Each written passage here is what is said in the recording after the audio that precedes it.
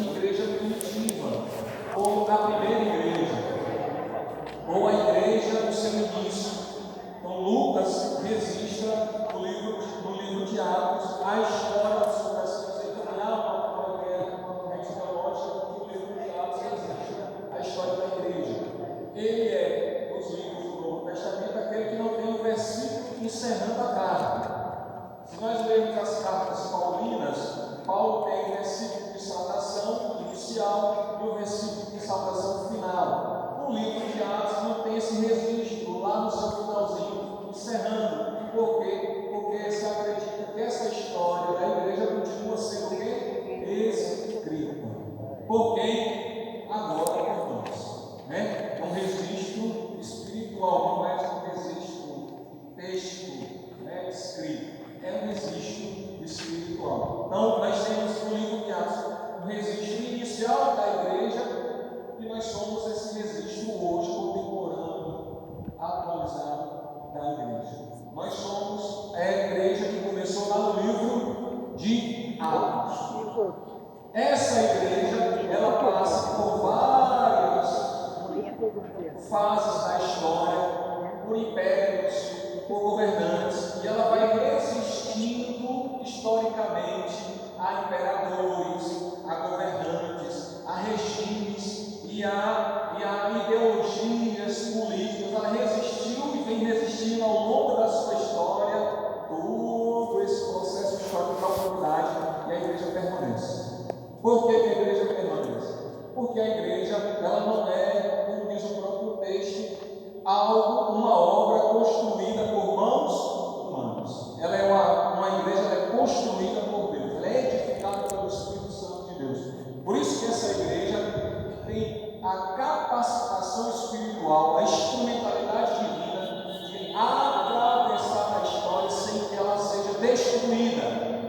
Porque hoje o grande temor da igreja de Jesus é que ela seja destruída, ou por um governo ou por um sistema de governo político. Então nós podemos ficar em paz, porque não há governo e nem sistema que possa destruir a igreja de Jesus. Amém?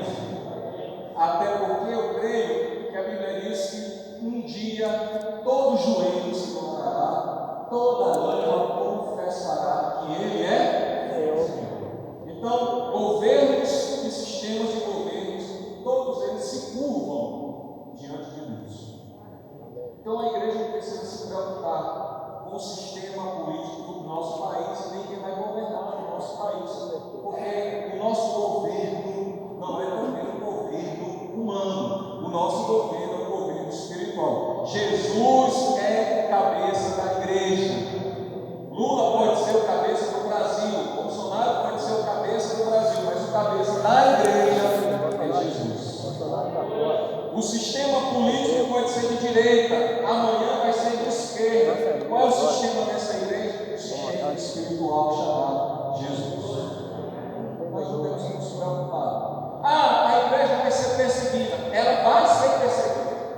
Se você ler Bíblia, ela vai ser perseguida, não importa. Ela já é perseguida desde o início da sua origem, desde o princípio. Jesus foi bem tratado, ele foi perseguido. Se ele foi perseguido, você não quer ser perseguida? Desculpe. Ele foi perseguido. Os apóstolos foram tratados como príncipes e reis. Foram presos, açoitados, decapitados. Teve apóstolos que seus membros foram arrancados e distribuídos em várias partes do mundo para mostrar que o cristianismo estava sendo o quê? Derrotado. E o cristianismo foi vencido? Não temos que nos preocupar. Porque o livro de Apocalipse diz que no final dos dias a igreja seria, e o final dos tempos já começou quando Jesus veio ao mundo. Quando Jesus nasce também os últimos dias. Quando se descobre o nascimento do Messias, o que foi que Herodes fez? Mandou matar crianças de 0 a 2 anos de idade para alguém, para tentar matar? Isso. Daqui para frente é isso. Pode ser o Bolsonaro poderia ter sido reeleito, a igreja seria perseguida. não fiquemos preocupados nem de luto. Ninguém da sua família morreu, pelo amor de Deus. Estão todos vivos debaixo do sangue de Jesus. Também quero fazer um registro. O amor não venceu, o amor de fato venceu. O amor venceu. Jesus venceu o inferno, a morte, ressuscitou o terceiro dia e está na glória com o Pai. Amém. Então dizer que o amor venceu as eleições, quem venceu foi Jesus, há 2000 anos atrás. Quem venceu ali foi Lula. Lula não é o amor, porque a Bíblia diz que Deus é amor. Então vamos deixar o 30 de outubro, no dia 30 de outubro, vamos viver o hoje, 6 de novembro de 2022. E fazer o que a Bíblia nos ensina como igreja: orar pelos nossos mortos. Não é orar pelos morreram, porque se você orar pelos morreram, você não está orando como igreja. Você vai estar orando como alguém que não conhece a Deus, portanto, como alguém que não é igreja.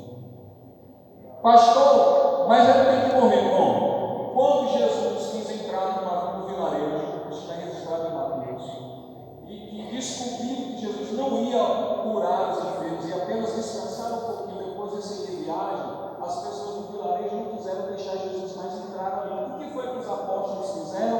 Senhor, se você permitir, nós oramos para que caia fogo do céu e essa aldeia e essas pessoas morram. O que foi que Jesus disse para eles? Ei, Pai, vocês não têm parte comigo, porque se vocês tivessem parte comigo, vocês saberiam muito bem quem eu sou, não me pediriam algo como isso, porque eu vim para buscar e salvar os que estão perdidos. Então é papel da igreja orar, pelo seu governante, ainda que o governante que foi eleito não seja o seu amigo, porque também Jesus nessa igreja disse que devemos amar os nossos inimigos e orar para aqueles que nos perseguem. Então que ele faça um bom governo, porque se ele fizer um bom governo, o povo de fato vai estar bem. Se você orar para que ele faça merda, a merda vai cair em cima da sua cabeça, da minha cabeça e da cabeça dos meus filhos. Então eu não quero para mim nem para os meus filhos, nem quero para vocês, nem para os filhos e nem para os netos de vocês. Então oremos para que 2023, 2024, 2025, 2026 sejam tranquilos.